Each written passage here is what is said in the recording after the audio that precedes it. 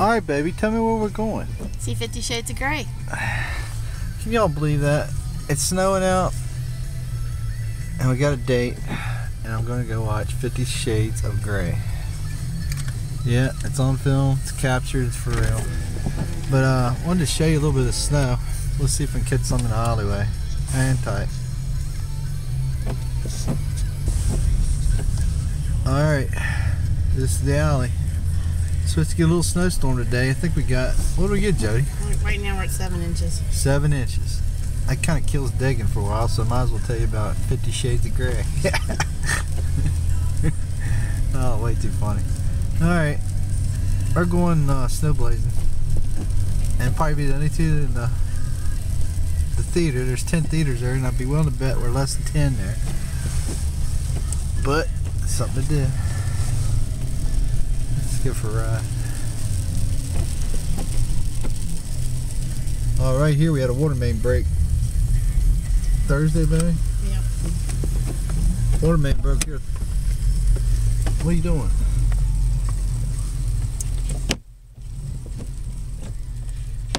There's an automatic windshield wiper cleaner.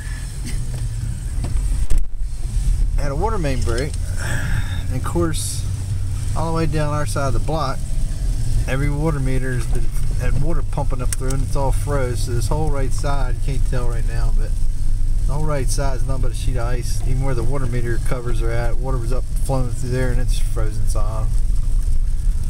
But this is secondary road. Everybody's digging. About the only people who were out earlier were the ones with snow blowers. And here's one here. This is probably my crazy cousin.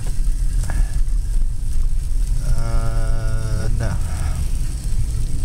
My crazy cousin actually lives right there. He's not crazy. He's my cousin though. He's pretty cool. Alrighty. See y'all in a little bit. Alright guys, this is Earl. Showing you a little project I'm doing on this snowy cold week I've been working on. Here's a chair that originally had this wicker, I don't know what you call it, wicker cross thatching or reed, some kind of deal. But it would definitely beyond its time. It's been sitting here in our living room for about 5 years unusable because it was, the sides were all broken off and you couldn't even sit on it. You couldn't even put a bag on it anymore. So basically, here's what I've done. It's not a thing of beauty, but it's going to serve me well for about probably the rest of my lifetime. But it's a chair that I didn't have any use for anymore. But I basically just went to Lowe's and got some Black Hawk twisted sisal rope. It's looks to be about 30.4 millimeters. It's 100 foot. Actually, I got two just to do the vertical rows from here to here, and I think one lacing was 100 feet. So I had to go back to Lowe's and get a second roll. So this chair, when it's get done, this is what I got left right now, still working with. It'll have probably about 150 foot of sisal in it. Right now I got, I don't know, probably less than another 35 feet or so. But I only got a couple more inches to go. Figure out how I'll finish it. Is it a work of art? No. There's plenty of flaws in it. But I had to make adjustments as I went for the sides drifting out, so I changed the weave a little bit, and it shows up. But the reality is I can sit on it. It's going to work me well. It's going to last me another 25 years. But here's this little project I'm doing on a snowy day, and can't go digging, so might as well fix some few things that are sitting around. Alright, this is Earl. Hope you all have a great day. Later. Okay, here's my last little snowy project I got going on at the same time.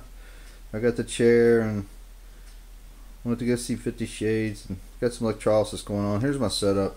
Basically, I got an old Schumacher charger. This is one, well, it will work with electrolysis since it doesn't cut off. You don't have a complete circuit. A lot of the newer ones have this safety thing built in where if you don't have a complete circuit, they'll shut off automatically. But this is the older model, so I can turn it to 210 or 50 amp startup.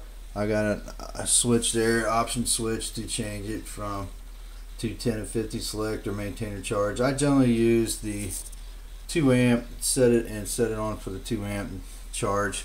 Work from there. I'll treat it, I'll scrub it, I'll bang on it, and I'll just keep doing it until it takes it. My biggest problem is my positive electrode gunks up all the time, which slows the process. And when I find one of these days, I'll find a good electrode to use for that. But all right, here's my setup. Basically, I'm just an in-house setup. I got a bigger tub for bigger stuff, but right now I got other vids on electrolysis, so I'm not going to go over all that stuff. But basically, I just got two jumpers. I got one here and one here and one here going to my fines. Here's one of my fines. You can barely see it. It's a small shell frag. It's in there coding right now. And I got a larger shell frag. I think it's off a Hotchkiss I'm working on.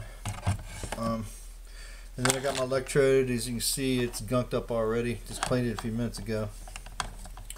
But it is running, and all them guys that says don't get your hands in the water. Let me show you something.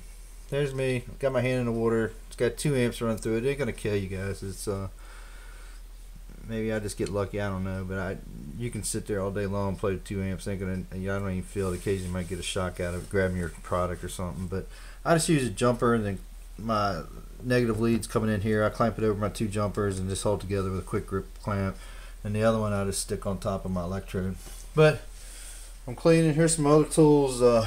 Small steel scrub brush and a larger one for the bigger piece of shell frag.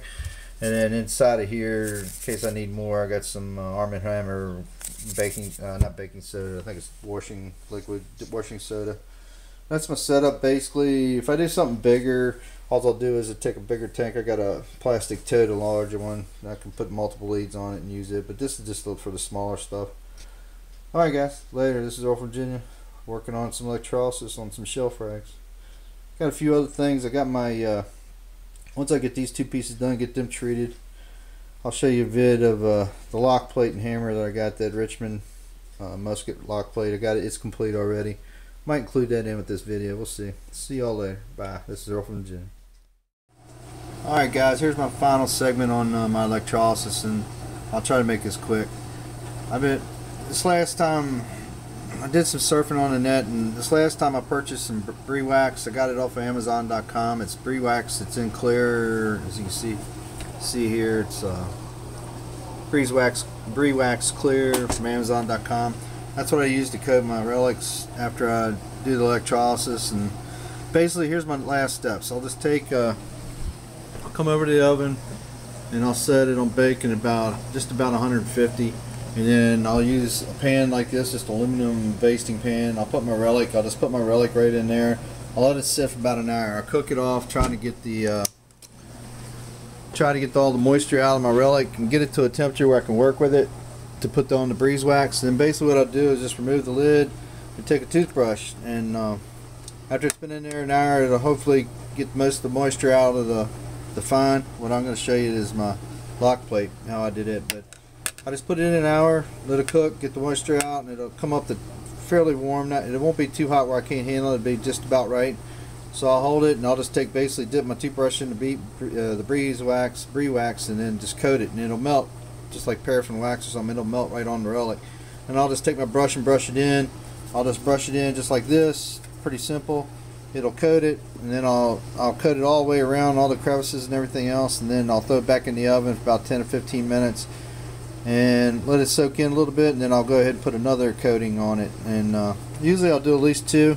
I think for the lock plate I did 3 coats, and then I took it out and then just turned the heat off and let it cool down. Once it cools down to a manageable temp, I either took the toothbrush and rebrushed it to get the excess off, or a little stiffer brush I got, it's a little small one, and just brushed it down, and it kind of takes the gloss off the finish, and then takes the excess off. But basically, here's what I got. This is my lock plate. I'll attach some pictures before and after when we get done, but it turned out pretty decent. And I really like, before I used to use rust not preventative, but rust converter. I used to spray on a rust converter, and then put polyurethane on it, spray on polyurethane. I didn't like the fact that it was a little bit on the permanent side, although it could be removed with probably some solvents and stuff, which I have done before, and then did the electrolysis process. But this is a little less permanent. Basically, I can just heat it up, and the wax will be pretty much off there. Maybe soak it in the solvent, and it'll come off too. But it's got a really good feel to it, and I like that. It went on really super easy, and I have to wait for the dry. I didn't have to wait for the drying process of like the rust converter and the polyurethane, which usually takes about 2 days to get through all the steps there, and then you easily end up with some runs, and the gloss is always an issue. But this wax is going to work out really well, I'm pretty sure. But this is basically my lock plate. Like I said, I'll attach some pictures at the end. Unfortunately, it was pitted and flaked so much, but right here where my thumb's at should have been right underneath the high point here. Should have been a CS stamp and Richmond, and then on the end down here would have been the date. Right below where these two holes are would have been the date, probably 1863. And this one might have been possibly 1862, based off of the way this this bottom ramp is where the mainspring went. This is the back of it. It turned out really nice. Actually, I thought this was some kind of, when I first found it, I thought this was an extra piece. I'm not sure what this was originally, but it's actually built into the lock plate, and it was actually a stopping point for the mainspring. The mainspring would have been right here, and then there would have been a separate spring on the back, like for rocker spring. There would have been a little spring in there. This most definitely was probably a field strip for some damage. I know when I cleaned it, back here where this screw hole's at, there's a break. I don't know if it's going to pick up on the film, but there's a break right there in front of my thumb. I don't know if they trashed it for that, or there might have been other reasons. There's also some wear up on the hammer part, up on the top end where the percussion cap would have been. I found a couple other hammers, and they were all worn the same way right there. So I don't think that would have been the reason. This possibly very well been the reason why they got rid of it. But it was missing all the mounting hardware. It's missing the rear spring. It's missing the main spring, and it was even missing the hammer bolt. There would have been 2 bolts here. I think there would have been a pin right here, and been a bolt right there. So all the mounting hardware is missing. Excuse me. So that's why I think it's a replacement part. Although the hammer and everything looks like it's a good place. The lock looks like it's a good place, and most of the mechanism's all there. Of course, it's still kind of corroded. I cleaned it as best I could. It is what it is, but it turned out really well. I'm pretty happy with it. Give me your guys' thoughts. Should last me my lifetime instead of falling apart and rusting away. But it turned out really nice. CS Richmond musket, lock plate and hammer. I think it's an 1862 model, something in there, 62 or 63, but I think it's a 62. Alright, this is all from Virginia. I'll talk to y'all later. Hope you enjoyed the vid. A little bit different, but some good stuff, and hope you enjoy it. Bye.